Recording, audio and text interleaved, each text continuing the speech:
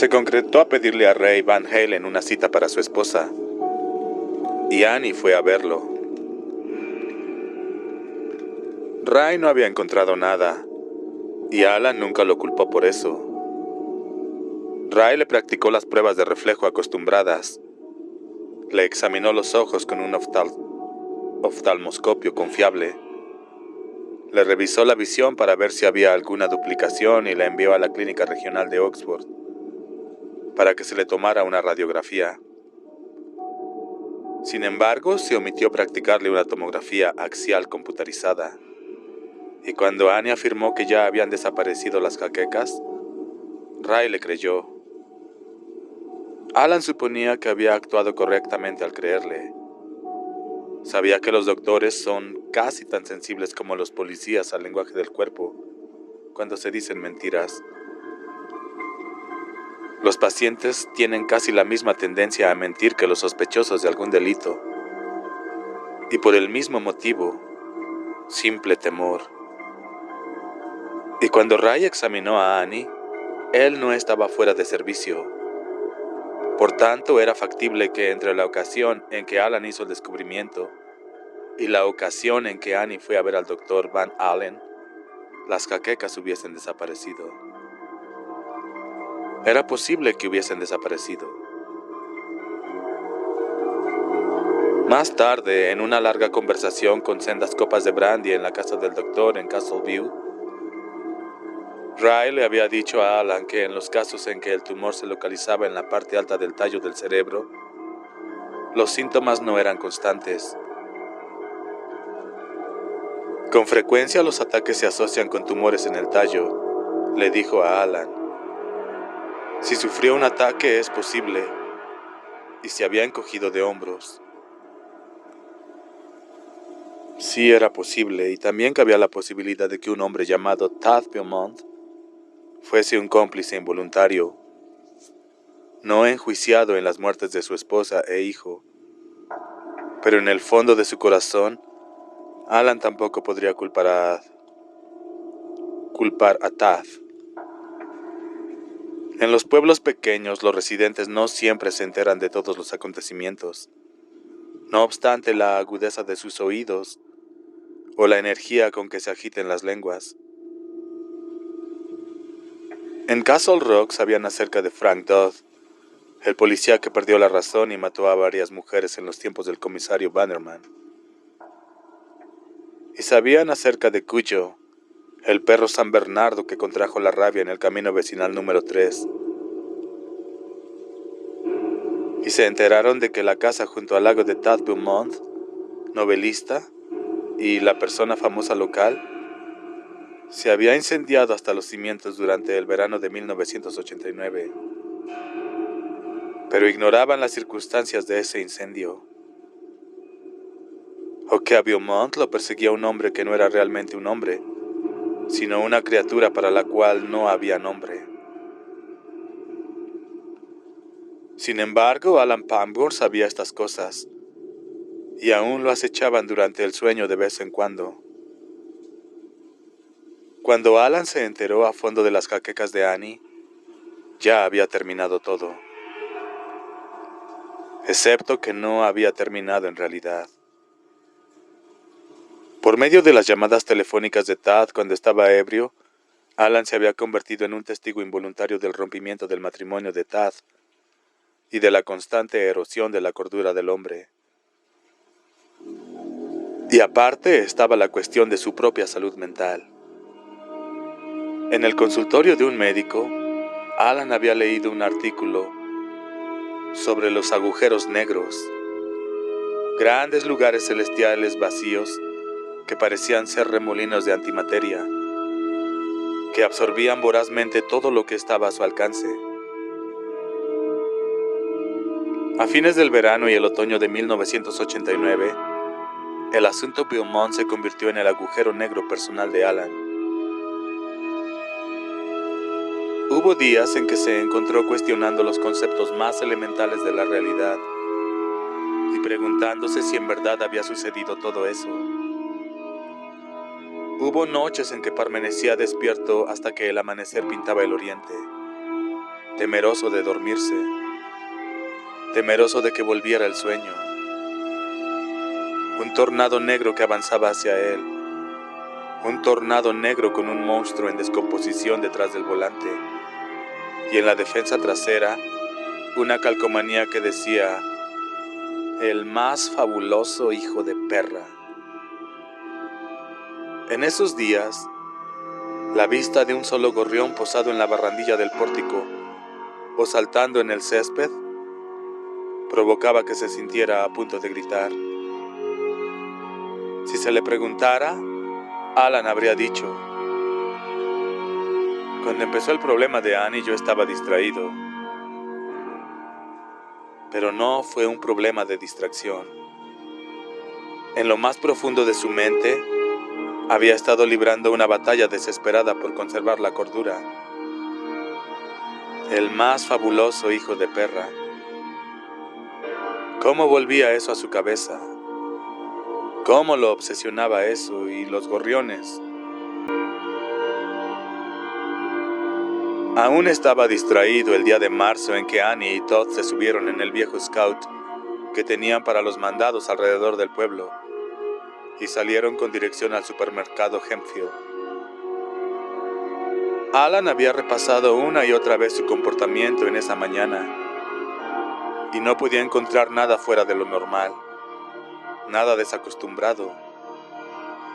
Estaba en su estudio en el momento en que se marcharon. Se había asomado a la ventana junto al escritorio y les había dicho adiós con un ademán. Fue la última vez que los vio vivos. A 5 kilómetros por la ruta 117 y a menos de 1 kilómetro de Hempfield, el Scout se salió de la carretera y se estrelló contra un árbol. A juzgar por los daños, la policía estatal estimó que Annie, normalmente una de las personas que conducía con más cuidado, iba a una velocidad de más de 100 kilómetros por lo menos. Todd llevaba puesto el cinturón de seguridad. Annie no. Probablemente murió tan pronto como salió disparada por el parabrisas, dejando atrás una pierna y la mitad de un brazo. Cuando explotó el tanque de gasolina, era posible que Todd todavía estuviese vivo. Eso era lo que más atormentaba a Alan. El hecho de que su hijo de 10 años, quien escribía una columna de astrología en broma para el periódico de la escuela, y era apasionado de las ligas menores, pudiese haber estado vivo todavía. Que podría haber muerto quemado mientras trataba de zafarse el broche del cinturón. Hubo una autopsia. La autopsia reveló el tumor cerebral. Era, le dijo Van Allen, uno pequeño, del tamaño de un racimo de cacahuates. Así lo había descrito. No le dijo a Alan si hubiera sido operable si se hubiese detectado. Esa información la obtuvo Alan del rostro miserable y los ojos abatidos de Ray. De Ray Van Allen. Dijo que creía que finalmente había sufrido el ataque que de haberlo tenido antes, los habría alertado sobre el problema real. Era posible que hubiese sacudido todo su cuerpo como una fuerte descarga eléctrica, ocasionando que apretara el acelerador hasta el fondo y perdiera el control. No fue por propia voluntad que le dijo a Alan todo eso. Se lo dijo porque Alan lo interrogó sin misericordia. Y porque Van Allen se dio cuenta de que a pesar de su dolor, Alan se proponía a conocer la verdad, o lo más aproximado a la verdad que pudiese saber él o cualquiera que no hubiese estado en el auto ese día. Por favor, había dicho Van Allen, y había tocado la mano de Alan breve y amablemente. Fue un accidente terrible, pero eso es todo lo que fue. Deja de atormentarte. Tienes otro hijo y él te necesita tanto como tú a él. Debes aceptarlo y seguir tu vida. Lo había intentado. El horror irracional del asunto de Tad Beaumont, El asunto con los gorriones están volando. El asunto con los pájaros había empezado a desvanecerse. Y honestamente había intentado reconstruir su vida. Viudo, policía en un pueblo pequeño, padre de un chico adolescente que estaba creciendo y alejándose demasiado a prisa. Pero no a causa de Polly, sino a causa del accidente. Debido a ese terrible trauma paralizante, hijo, sucedió algo terrible. Tienes que ser fuerte. Y entonces, desde luego, había soltado el llanto, y en unos segundos, Al lloraba también. No obstante, habían iniciado el proceso de reconstrucción, y aún seguían en él. La situación era mejor en estos días, pero había dos detalles que se rehusaban a desaparecer. Uno era el gran frasco de aspirinas, casi vacío en una sola semana. El otro era el hecho de que Annie no llevaba abrochado el cinturón de seguridad. Annie siempre usaba el cinturón. Después de 3 semanas de noches angustiosas, pasadas en vela, hizo una cita con un neurólogo en Portland. Pensando mientras lo hacía en el niño ahogado y el pozo tapado después del hecho. Fue porque el hombre podría tener mejores respuestas para las preguntas que atormentaban a Alan, y porque ya estaba cansado de sacarle las respuestas a tirones a Ray Van Allen. El nombre del doctor era Scopes, y por primera vez en su vida, Alan se ocultó detrás de su ocupación. Le dijo a Scopes que sus preguntas se relacionaban con una investigación policíaca. El doctor confirmó las principales sospechas de Alan. Sí, algunas veces las personas con tumores cerebrales sufren estallidos de irracionalidad y algunas veces tienen tendencias suicidas. Cuando se suicidaba una persona con un tumor cerebral, dijo Scopes, con frecuencia lo hacía por impulso, con un periodo de consideración que podría ser de 1 minuto, o segundos incluso. ¿Podría esa persona llevarse a otra consigo?, preguntó Alan. Scopes estaba sentado detrás del escritorio, recargado hacia atrás en la silla, con las manos entrelazadas detrás del cuello, y no podía ver las de Alan, las cuales tenían tan apretadas entre las rodillas que los dedos estaban blancos. Oh, sí, afirmó Scopes. No era un patrón fuera de lo común en esos casos. Los tumores en el tallo del cerebro a menudo causaban comportamientos que el ego podría considerar como psicóticos. Causaban comportamientos que el ego podría considerar como psicóticos. Uno era la conclusión de que el sufrimiento que siente el enfermo lo comparten sus seres queridos, o toda la raza humana. Otra era la idea de que si él moría, no querrían vivir los seres queridos del enfermo.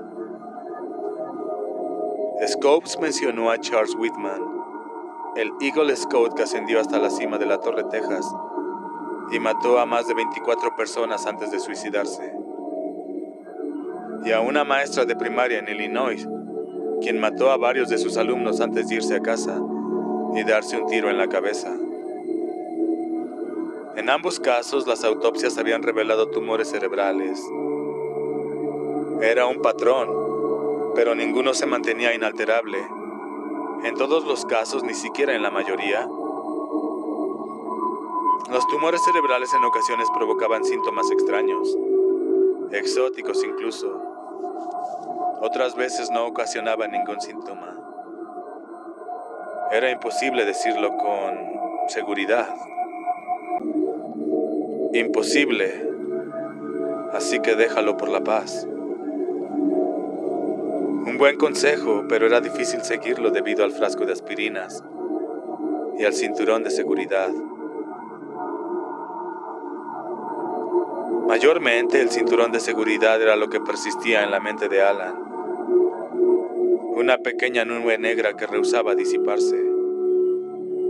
Annie nunca conducía sin abrochárselo, ni siquiera hasta el final de la calle y de regreso. No obstante, Todd llevaba puesto el suyo, como siempre. ¿No significaba eso algo? Si en algún momento después de que retrocedió por la entrada por última vez, había decidido suicidarse y llevarse consigo a Todd, ¿no habría insistido en que Todd se desabrochara el cinturón también? Aún lastimada, deprimida, confundida, no hubiese querido que sufriera Todd, ¿o sí? Imposible saberlo. Imposible saberlo con seguridad. Déjalo por la paz.